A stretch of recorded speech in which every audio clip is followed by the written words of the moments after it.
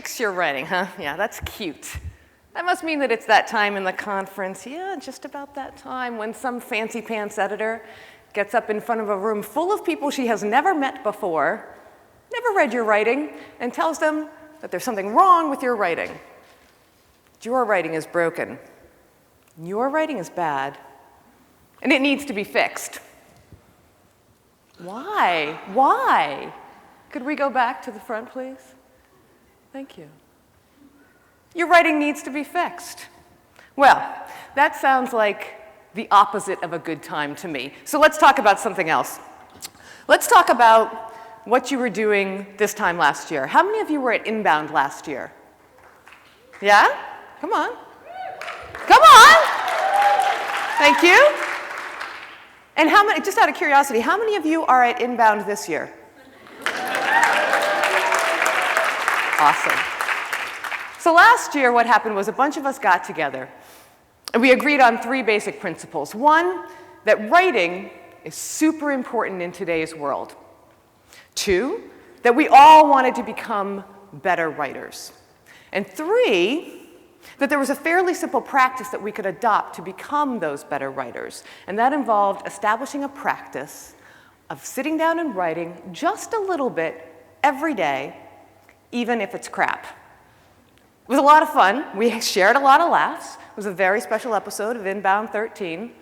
And the best part of it was how many of you really went for it. I mean, lots and lots of you emailed me afterwards and told me that you were starting a practice of writing a little bit every day, which is great because obviously it's very personally gratifying, but also because that means that lots and lots of you started caring less and less about whether or not those first drafts were in fact any good. And this is a good thing because that's where the magic happens. The magic only begins when you write a crappy first draft. That's the raw material out of which all other writing comes. It all starts there. So that was great. And then the inevitable happened. 1 or 2 of you, I mean, not a lot, and I'm sure it wasn't you, started taking those crappy first drafts and sending them off into the world as is, without any further ado. Yeah. And just as a reminder, I mean, just a little refresher for all of us here, what happens when we do that? What happens when we send our crappy first drafts out into the world as is, without any further ado? Yeah, bad things happen. Because as it turns out, even though a practice of writing just a little bit every day, even if it's crap, can and will, if we let it, make us into better writers, doesn't mean that all of those crappy first drafts, or honestly even any of them, should ever see the light of day. Not as is. Not without any further ado. Because these drafts, these things that you're publishing, are representing your business.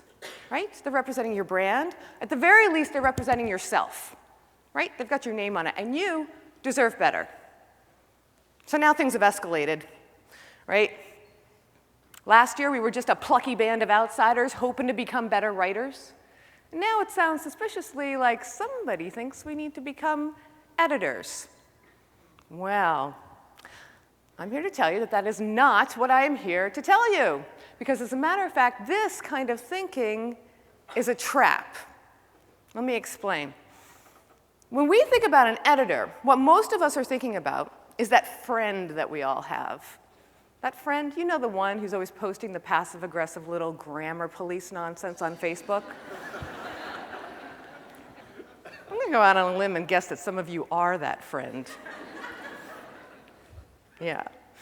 She's the friend who knows all the rules. She's the one who can straighten out your grammar, tuck in your punctuation, and make sure you're not doing anything scandalous with your apostrophes.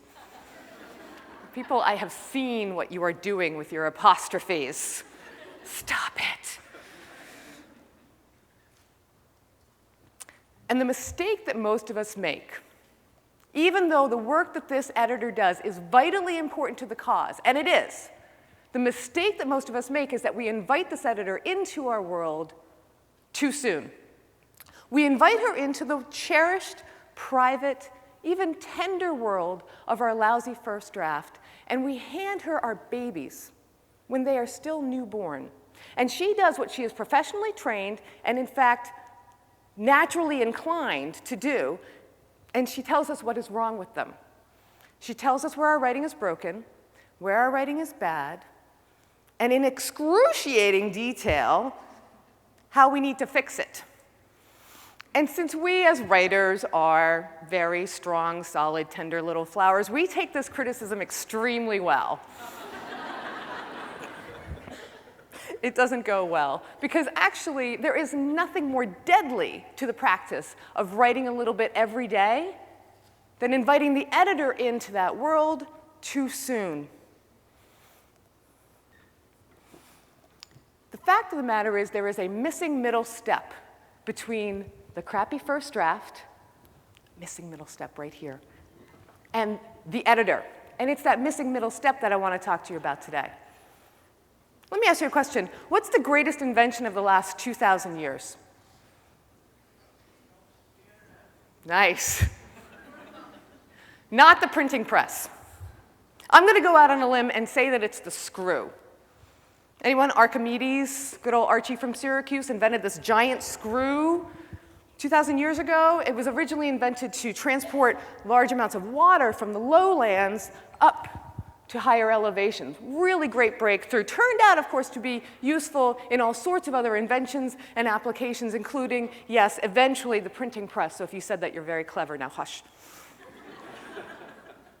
Think of the screw as the greatest staple gun ever invented. You want your writing to stick in the minds of your readers?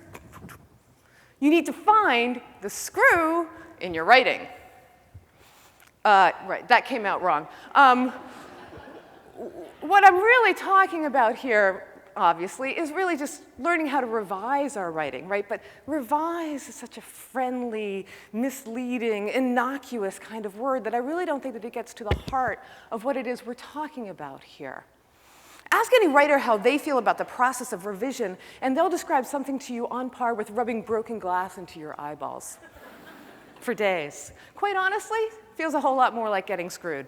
But it is vital to the practice of writing, because without it, you will either simply send your lousy first drafts right out into the world without any further ado. We already know what happens then. You're screwed. Or you will simply leapfrog over that missing middle step, go right to the editor, hand her your crappy first draft, and she will do her job and hand you back a perfectly polished turd. Once again, you are screwed. No, we need to learn how to revise our own writing.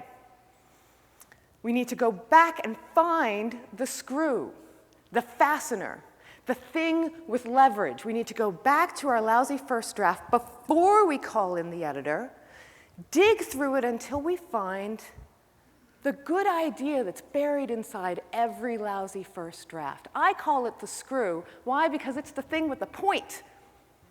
It's a thing with a point that you can fix in the minds of your readers. Staple gun it to the front of their minds. Screw it firmly in place. Glue it up like a giant recruiting poster that people will remember and talk about for years. That's what I mean when I say fix your writing. Not that it's broken, not that it's bad, but that it needs to be affixed in the minds of your readers through the hard work of revision. And that all begins when we go back to our draft and find the point. So where do you find this point? Well, I'm glad you asked, because it gives me an opportunity to give you another list of 3. I'm a writer. I love things in 3s.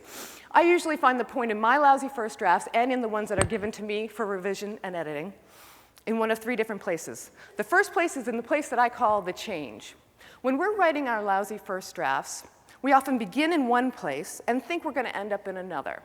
But usually at some point along life's way, we veer off course. We jump the rails. And that's good. That's all part of the creative process. When you go back in the revision stage to your lousy first draft, look at that fork in the road. What was the change? What was the choice that you made? Is it the same choice that your readers would make? Should they? quite often you will find the crux of your matter right there. Good points are very often buried in the change in your lousy first draft. The second place I often find the point, the screw, the fastener in my lousy first drafts is in the laugh. And I don't mean the part where you think you're some kind of a comedy genius, although you may be. I mean the part where you're writing along and everything is rational and reasonable and sane, and then all of a sudden your subconscious comes lurching out onto the page. And it makes you laugh out loud. You're like, oh my God, where the hell did that come from? And if this hasn't happened to you yet, that just means that you haven't started writing every day. Trust me, it will happen with alarming frequency once you do. Go back to your lousy first draft and find the place that made you laugh out loud with how frickin' weird it was. Lots of very good points are buried right there. And of course, the last place, and the place where the majority, the vast majority of points and good ideas and fasteners are found in crappy first drafts, is at the end. It's always at the end. Why is it at the end? It's on the last page, it's in the last paragraph, it's in the very last sentence. Why do all the good ideas hide out there? Anybody else notice this? Yeah. I have two theories about this, why they end up there. One, good ideas are shy. This is why we have to write the crappy first draft. Good ideas are shy, and they want to see a lot of other ideas, maybe less attractive ideas, fill up the room first before they will make an appearance. So that's what we need to do in that creative writing process. Fill up the room so the good ideas feel confident enough to show up. The second reason why they end up at the end of our draft is that we, as writers, leave them there. We see them show up there. We see that's a good idea, and we say our work is done. We say we're all finished here. Our work has just begun. That is the whole point of writing the crappy first draft, is to give birth to that one great idea. Now we need to take it out, give it center stage, screw it in place, and make it the fixed point on which everything else turns. And this is how every good, talented, and productive writer you and I know secretly works. They start with a crappy first draft. They move on and they revise the crap out of it. And then they call in the editor. The editor does important work. Maybe we'll talk about the editor next year. Finally, once all of those three steps have been taken in order, the steps are in order for a reason, people, you can hit publish because you are no longer screwed. Thank you.